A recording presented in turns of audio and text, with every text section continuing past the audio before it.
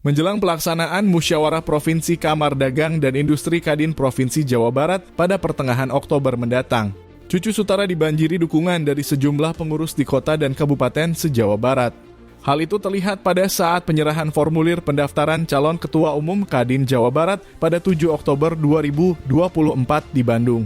Sebanyak 21 ketua Kadin Kota Kabupaten dan 6 anggota luar biasa yang turut hadir mengantarkan Cucu Sutara. Cucu Sutara yang merupakan incumbent yang kembali maju sebagai calon Ketua Umum Kadin Provinsi Jawa Barat. Dukungan dari sejumlah pengurus Kadin di kota dan kabupaten se-Jawa Barat kiat menguat.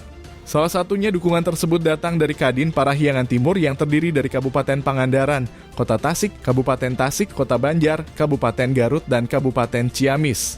Tidak hanya itu, dukungan dari berbagai kota dan kabupaten lainnya juga nampak semakin masif. Ketua Kadin Kota Depok bernama Miftah Sunandar meyakini bahwa Cucu Sutara akan kembali menduduki posisi Ketua Umum pada Musyawarah Provinsi Kadin Jawa Barat yang akan berlangsung pada 14 hingga 15 Oktober 2024 mendatang. Miftah yang juga merupakan ketua tim pemenangan calon Ketua Umum Cucu Sutara itu mengaku telah mengantongi banyak dukungan dari sejumlah pengurus Kadin Kota Kabupaten se-Jawa Barat. Ia optimis dari upayanya yang dilakukan untuk memenangkan Cucu Sutara pada Musprov mendatang akan membuahkan hasil menuju kemenangan. Sebab lebih lanjut ia menegaskan bahwa sebanyak 80% dari jumlah 27 pengurus Kadin Kota Kabupaten dan anggota luar biasa di Jawa Barat telah mendeklarasikan dukungannya kepada Cucu Sutara. Ya, alhamdulillah hari ini kami bersama-sama para ketua Kadin se-Jawa Barat dan anggota luar biasa mengantarkan Pak Ketum calon Ketum Kadin Jawa Barat 2024-2029 formulir pendaftaran. Kalau bicara peluangnya seperti apa, Bang? Ya, tentunya kami bersama-sama tetap optimis. Per hari ini 21 kabupaten kota yang mengantarkan dan ada 5 kabupaten kota yang menyusul. Dan ALB ada 11 ALB. Optimis kami insya Allah, bukan mendahului Allah, bersama-sama sepakat insya Allah akan memenangkan acara Musyawarah Kadin di Jawa Barat ini. Visi dan misi Pak Cucu seperti apa, Bang? Tentunya visi misi Pak Ketum Cucu seperti disampaikan bahwa beliau ingin bersama-sama kolaborasi antar pengusaha itu dari kabupaten kota dan daerah sih seperti itu. Harapannya, Bang? Terakhir, Bang. Harapan tentunya kita tidak muluk-muluk bersama-sama. Apabila Allah kabul Pak Ketum bisa bersinergi dengan kabupaten kota dan pemerintah daerah, tentunya mengayomi kita semua. Itu sih. Menurut informasi, Cucu Sutara merupakan salah satu dari 3 calon Ketua Umum Kadin Provinsi Jawa Barat. Dari Bandung, Jawa Barat, Teguh Abdul Muhammad Siber News mengabarkan. Saya bersyukur pada Allah Subhanahu wa Ta'ala, Tuhan Maha Kuasa, saya bisa diantar oleh teman-teman untuk mendaftarkan menjadi calon Ketua Umum Kadin Jawa Barat. Bagi saya ini adalah apresiasi, penghargaan, dan bangga haru. Karena ternyata teman-teman hari ini begitu banyak mengantar saya. Tidak hanya Kadin Kota Kabupaten, tidak hanya ALB, saya pun tadi sebagai kader pemuda Pancasila tentunya harus menjaga amanah itu, agar bagaimana saya bisa menjaga nama baik organisasi dengan baik. Bagi saya, Ketua Kadin itu adalah amanah, jabatan yang harus saya lakukan dengan sebaik-baiknya. Karena tugas saya sebagai pemimpin, baik kemarin itu sekarang adalah bagaimana kita bisa melayani dengan baik. Ya, agar proses-proses yang saya lakukan, tadi sebagai saya kader Kadin Kota Bandung, kader pemuda Pancasila, saya harus membawa marwah nama baik, harus membawa nama besar alma mater saya, orang saya, agar mungkin saya pun bisa menjaga marwah mereka. Andai kata melanjutkan, Ya. apa yang perlu diperbaiki? Tentunya yang paling penting sesuai dengan Kepres 18/2022 dan Undang-Undang 187 bahwa Kadin adalah mitra strategis pemerintah. Artinya kita harus bahu-membahu dengan pemerintah sebagai regulator, Kadin sebagai kolaborator untuk menyatukan kembali bagaimana menciptakan pertama ekonomi yang tumbuh, ekonomi yang maju.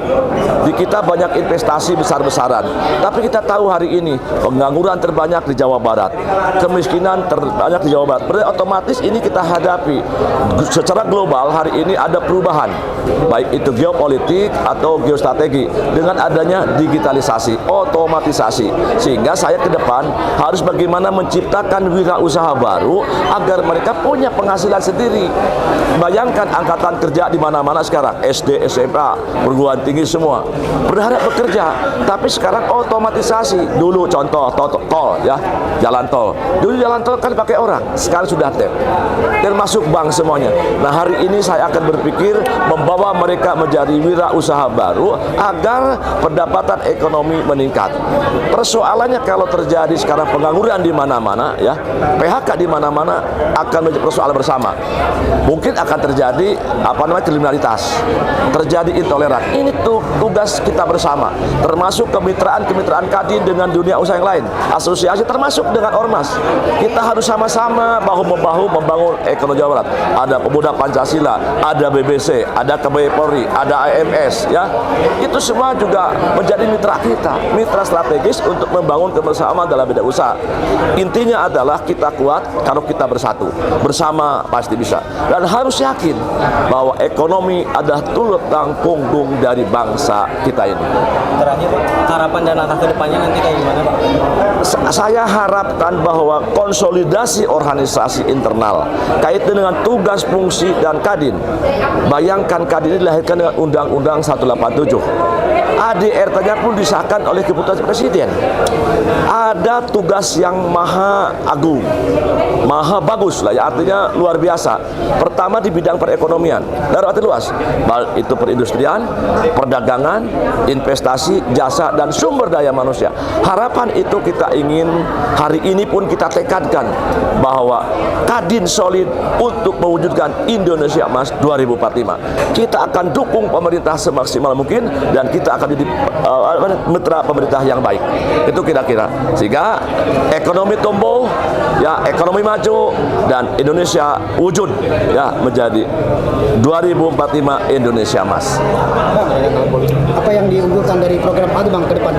Pertama tentunya dalam rangka peningkatan yaitu kaitan dengan pendapatan ekonomi masyarakat ya, agar mereka tercukupi kehidupannya. Bahwa masyarakat di kita itu ada hak-hak nyaman, hak aman, hak dilindungi, termasuk hak hidup untuk layak, sehingga kita akan lebih pada fokus pada pemberdayaan ekonomi di daerah ya, di Jawa Barat. Kedua tentunya unggulan kami adalah konsolidasi organisasi, tadi kemitraan dengan siapapun ya, dengan semua tokoh-tokoh masyarakat, dengan mitra strategis ya, termasuk tentunya kerjasama dengan pemerintah. Ujungnya adalah kita akan mendukung penuh pemerintah mewujudkan Indonesia Emas 2024 ya. Terima kasih Pak Ketum. Ya.